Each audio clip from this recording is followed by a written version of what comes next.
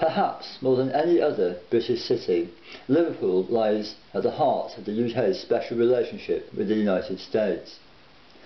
There's the obvious and enormous legacy of the Beatles, and I was deeply privileged recently to hear the world premiere of Bob Dylan's Roll On John, his poignant tribute to his friend John Lennon, just a few miles up the coast in Blackpool. And who could forget little Jimmy Osmond's 1972 hit single, Long-Haired Lover from Liverpool? I've been trying for 43 years, but it's still lodged in here and is stubbornly refusing to budge. There's tragedy too in this relationship.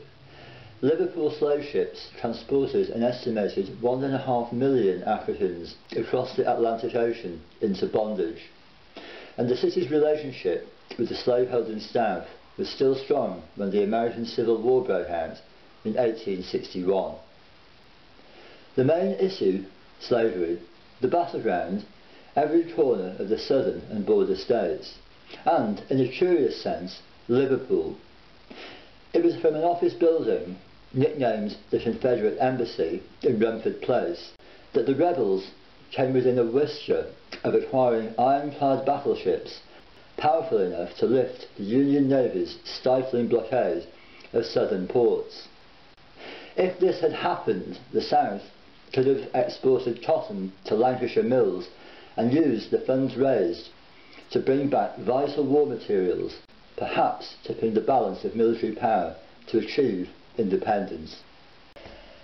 But not all Liverpudlians backed the South, and not all Confederates wanted slavery.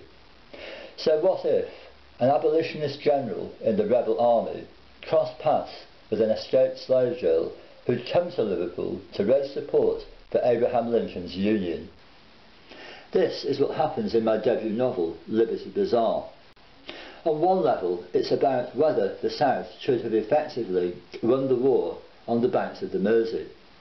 But it's also about the moral struggle between the two central characters, Trinity and Jubal, and what happens when they both realise that friends and enemies aren't necessarily who they seem. One of the places where Trinity and Jubal encounter each other is the magnificent St George's Hall, where a grand Liberty Bazaar is held in aid of wounded rebel soldiers and their destitute families. My bazaar mirrors a real historical event at the same venue that raised £20,000, an astonishing sum of money for the 1860s, but then it was supported by some of the wealthiest and most powerful people in Britain and Europe. Liberty Bazaar is being published by Aurora Metro Books to coincide with the 150th anniversary of the end of the American Civil War.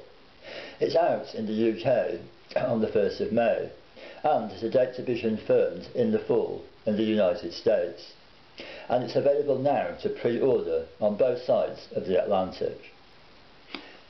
Liberty Bazaar was a fascinating book to research and write, and if you decide to take a look, I do hope you find it as intriguing and exciting as I did.